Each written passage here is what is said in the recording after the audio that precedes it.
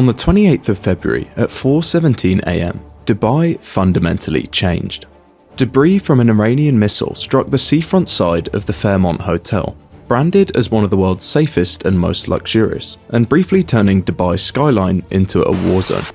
In the following weeks, attacks like this have happened almost every day, hitting major landmarks and most crucially the airport. And the aftermath has been immediate. Dubai's property market dropped 20% in a matter of days. Hotel bookings are reportedly down 60%, and the city's wealthiest residents have reportedly been paying $500,000 to evacuate the city by private jet. Around the world, Dubai has often been viewed as one of the greatest economic success stories of the 21st century. But what happens when the very thing underpinning that entire model slips? These attacks may finish tomorrow, but in many ways the damage to the key fundamental of Dubai has been done. Trust is something which takes decades to build and just seconds to destroy. So, is this game over for Dubai, or can it come back even stronger? Alright, so if you've spent an ounce of time on the internet in the last 5 years, you've probably come across videos which look like this. I would go for a property in Dubai. Property in Dubai will never be just a trend. Do I see myself leaving? No. We live in one of the greatest cities in the world, and guys, I can assure you that it is safe here. I love it here, I can only speak for myself, but I'm so blessed to be here. Overly complimentary or somewhat fanatic about how good living there is, even despite recent attacks.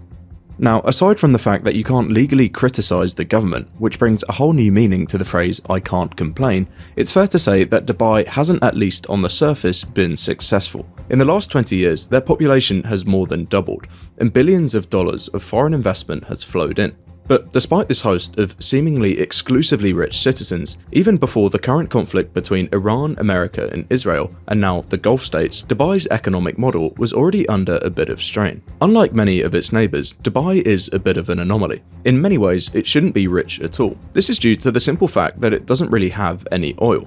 Yes, the UAE has the planet's 7th largest reserves, but Abu Dhabi controls around 90% of that. And even at its peak, Dubai was producing as much as Australia does today, and they're nowhere near an oil state.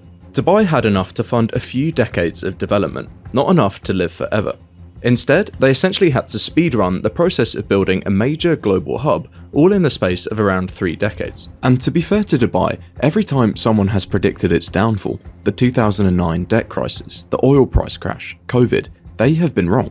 The leadership has been genuinely pragmatic, and Abu Dhabi has the financial firepower to backstop the emirate whenever it needs to. So why should this time be any different? The answer is that every previous crisis was either financial or global, meaning that Dubai wasn't uniquely disadvantaged. This crisis, however, is specifically about where Dubai is, and that's the one variable they can't change. Because speedrunning the development of a global hub is technically possible, but it relies on one thing above all else: stability.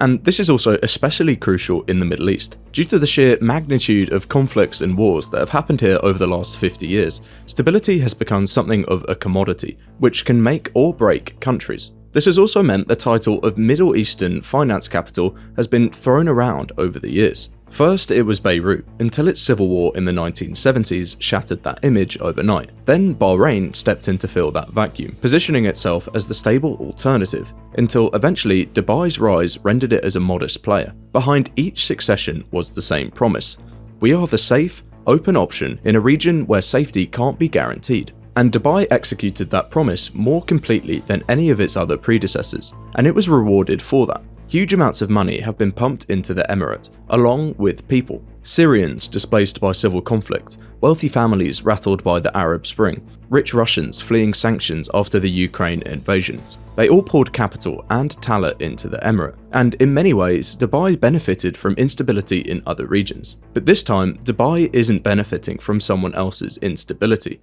it's right at the center of it.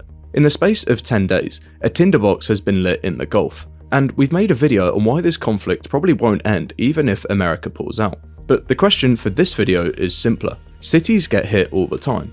New York was attacked on September 11th. London had the 7/7 bombings. These places took the hit and carried on. So why would Dubai be any different?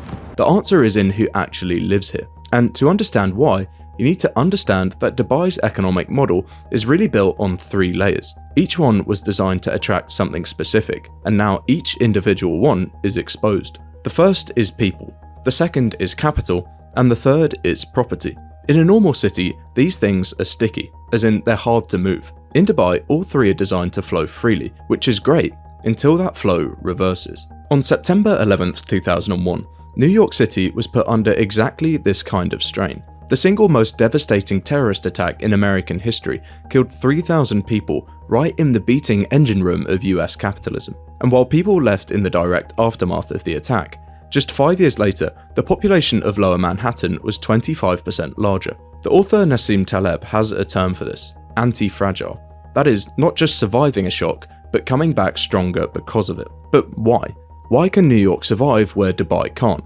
Well, part of it has something to do with this. A person living in New York usually has citizenship, or even if they don't, they're bought into the system. They vote, they pay taxes into a system that they can draw from, they have a mortgage in a market they're tied to for decades, kids in schools with year-long waiting lists. You get the idea. Even if New York became objectively worse for a few years, the switching costs of leaving there are enormous. Their entire life is embedded into the system. This is mostly true of every major global city. London, Tokyo, Singapore, they're the product of geography, luck, and, crucially, time. None of them chose what they became. Instead, they accumulated over centuries, and the people inside them accumulated with them. Deep roots that are difficult to simply disrupt. Dubai has the opposite structure. Emirati locals make up around 15% of the residents. The remaining 85% are expats, and for the vast majority of them, they are not citizens. And even if they wanted to be, you need 30 years of continuous residency, Arabic fluency, or you're mega wealthy and you're made a special case of. So the deal for the vast majority of citizens is transactional. Come here, earn well, pay no tax, and live in the sun. And that's why it works. But it means every resident is implicitly running a cost-benefit analysis every day. And the moment those costs change, even the perceived costs, like being hit by a missile, that equation shifts. Dubai has spent the last few years essentially running what amounts to a talent acquisition campaign at a nation-state scale. Through golden visa and virtual working programs, they've been able to attract a very specific type of person, essentially high-earning, digitally native workers who are globally mobile. This is the Dubai archetype, the young single male, entrepreneur, crypto founder carving their own path. However, the irony here is that the very selection criteria Dubai used to attract them, i.e. being easy to set up a business with no long-term commitments, is the same criteria that makes them vanish overnight. Dubai essentially optimized for exactly the kind of resident who is hardest to retain in a crisis. Now, if we take another look at this Dubai archetype, they're probably not going to leave right away. Their cost-benefit analysis still kind of works. And a few drone strikes doesn't fundamentally change the calculus for someone whose business is a laptop and whose ties to Dubai are essentially a nice flat, a gym membership, and some friends. However, if we look at what Dubai was trying to build, the ambition was never to be a city of freelancers, but instead the next Singapore, a place where Goldman Sachs expands its regional desk. And that requires a completely different type of commitment from a completely different type of actor. A multinational doesn't decide where to put 500 employees based on weather and tax. They decide based on risk committees, insurance models, talent pipelines, legal infrastructure, and crucially, whether they can guarantee operational continuity over a 10 to 20 year horizon. And this is what the strikes have really exposed. Dubai has built a brilliant lifestyle city, and that's not nothing. But a lifestyle city and an economic hub are two very different things. And Dubai's main product is still fundamentally a lifestyle, and that doesn't compound in the same way that an economy does. It doesn't create the deep talent pools, the institutional infrastructure, and the decade-long commitments that turn a city into something self-sustaining. And to build that next layer, Dubai needed one thing above all else: the trust of serious institutional capital. Which brings us to the second layer of what's at risk in Dubai. There's a simple version of this argument. Wealth doesn't aggregate where there's instability. But the more interesting question is why, and why Dubai is more exposed to this than anywhere else. By the mid-2000s, Dubai's leadership had recognized something. Tourism and property could make the city rich, but it couldn't make it powerful.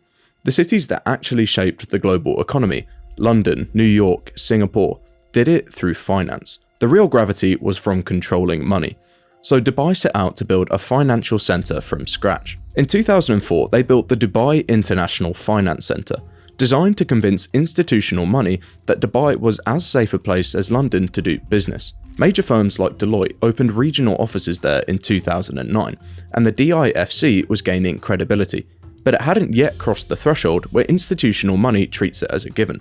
The same way nobody questions routing capital through London or Singapore, Dubai was essentially still in its audition phase, which becomes an issue when conflict breaks out. Let's imagine that you're a fund manager at a major asset management firm. You've got a regional office in DIFC, maybe some exposure to Gulf equities, some real estate holdings.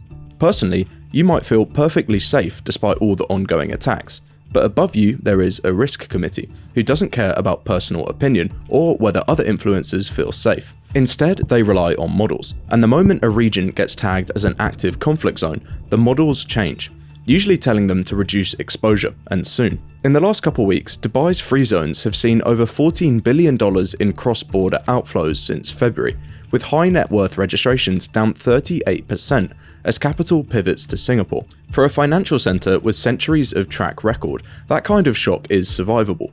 London and New York have weathered wars, crashes, and terrorist attacks because institutional money already trusts them. The relationship has been tested and proven over generations, but Dubai's relationship with that money is still relatively new and being evaluated. Now, Dubai has actually been through something like this before. In 2009, Dubai World sought to restructure $26 billion in debt. The property market collapsed, and Abu Dhabi had to step in with a $10 billion bailout. But this time, the question is different, as it's not whether Dubai is solvent, it's whether Dubai is safe, which is a much harder question to answer with a check. So that's people and capital, but there's also a third layer where both of those dynamics become something you can actually measure. As Dubai has grown, there's been one thing that has come to both underpin and symbolise the growth more than anything else: real estate. Property isn't just part of Dubai's economy. In many ways, it is the defining feature of Dubai's economy. Whilst Dubai does charge and make money from corporation tax, it goes without most of the other major taxes which governments use to generate money: income tax, wealth tax, etc. Instead, the main way the government actually makes money is through transaction fees, so only when a property changes hands. In peak years, around 20 to 30% of government revenue is generated just from people continuously buying and selling property. And for a while, this worked spectacularly well. In 2004, foreigners were allowed to fully own property for the first time, and wealthy buyers from unstable or high-tax countries poured in. This also created a feedback loop of simple supply and demand, where as more buyers came in, prices rose, and it fed itself. Now, whilst Dubai does have some institutional buyers in their property market, you have to remember a lot of the activity is comprised of singular individuals making discretionary lifestyle purchases, i.e. choosing Dubai over Lisbon or Athens or Singapore. The same kind of mobile transactional decision-making that defines Dubai's population also defines its property market, which means the revenue model the government depends on is only as stable as those buyers' confidence. And confidence is exactly what's been hit. In 2009, Dubai's property market dropped 40 to 50%. However, that was off the back of a credit crisis. People still wanted to buy property, they just couldn't finance it. And when credit loosened, that demand came back. This time, the financing exists, rates are manageable. However, what could be hit is the demand, and that's an issue for a government whose revenue depends not just on prices, but on volume.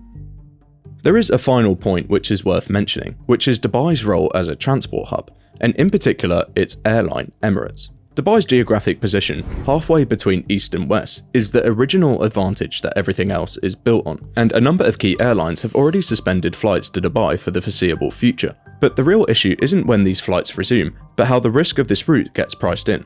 Airlines don't just need airports to be open, they need routes to be insurable at rates which make them commercially viable. When insurers reprice aviation risk for a conflict zone, the cost of running that route increases. So even after the airport stops getting attacked and is open as normal, flying through Dubai might just have become slightly more expensive or slightly less convenient than alternatives. And for a hub whose entire model depends on being the easiest connection point between continents, slightly less convenient is a serious problem. Now, to be clear, Dubai isn't going to collapse overnight.